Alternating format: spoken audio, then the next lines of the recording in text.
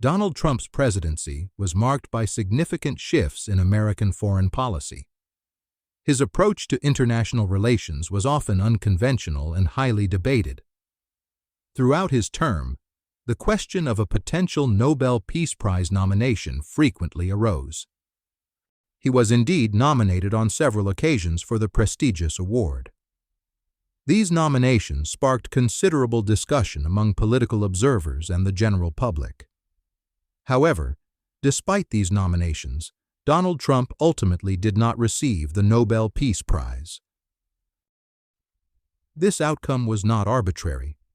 Several complex factors contributed to the Nobel Committee's decision.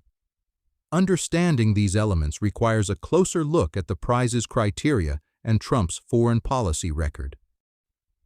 The Nobel Peace Prize is one of the most esteemed international honors.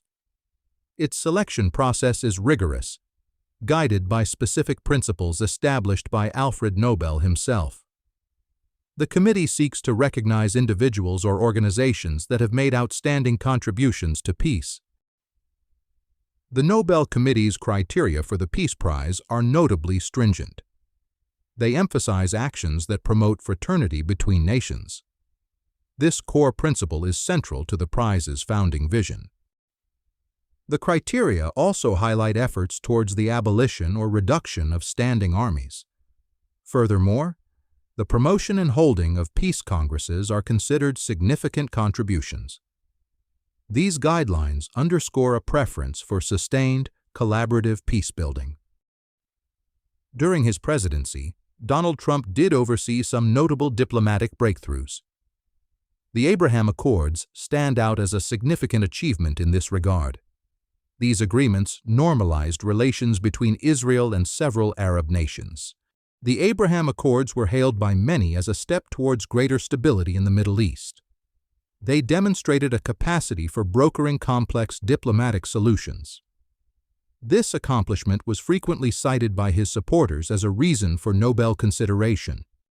However, these specific achievements were often overshadowed by other aspects of his foreign policy.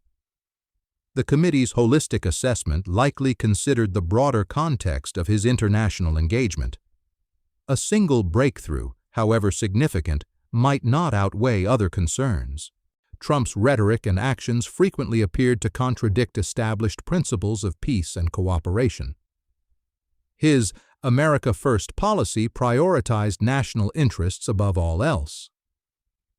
This approach often came at the expense of international collaboration. The America First doctrine led to a reevaluation of many long-standing alliances and agreements. It signaled a shift away from multilateralism towards a more transactional foreign policy. This prioritization was a defining characteristic of his administration. This policy stance resulted in the withdrawal from several key international agreements. One prominent example was the Paris Climate Accord. This global agreement aimed to address climate change through collective action. Another significant withdrawal was from the Iran nuclear deal, formerly known as the Joint Comprehensive Plan of Action. This agreement sought to prevent Iran from developing nuclear weapons. Both decisions were met with widespread international criticism. These withdrawals were seen by many as undermining global efforts to address critical challenges. They raised concerns about the future of international cooperation. Critics argued these actions weakened multilateral institutions and norms. Such decisions were perceived as detrimental to the spirit of global partnership. They suggested a preference for unilateral action over shared responsibility. This approach contrasted sharply with the collaborative ideals often associated with peace laureates. Donald Trump's approach to diplomacy was frequently characterized by aggressive language. His tactics were often confrontational, both publicly and privately. This style marked a departure from traditional diplomatic norms. Public pronouncements, including numerous tweets, often targeted adversaries directly. These messages were sometimes perceived as inflammatory. They contributed to an environment of heightened tension. Crucially, his confrontational style also extended to traditional allies.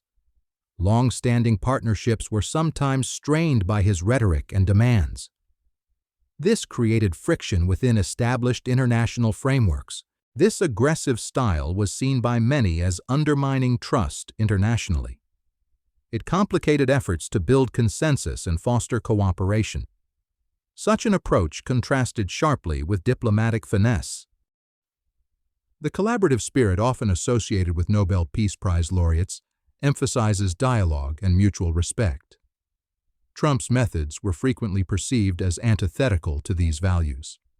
His direct challenges to international institutions further highlighted this contrast.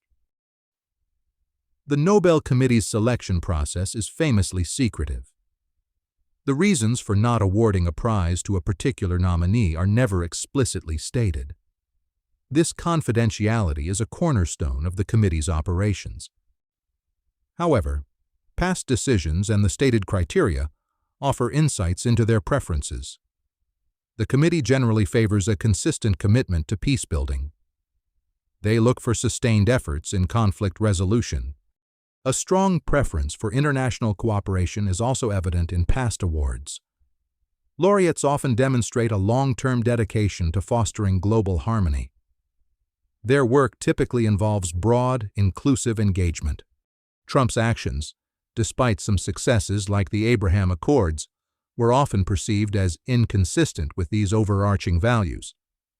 The perceived inconsistency across his foreign policy record likely played a significant role.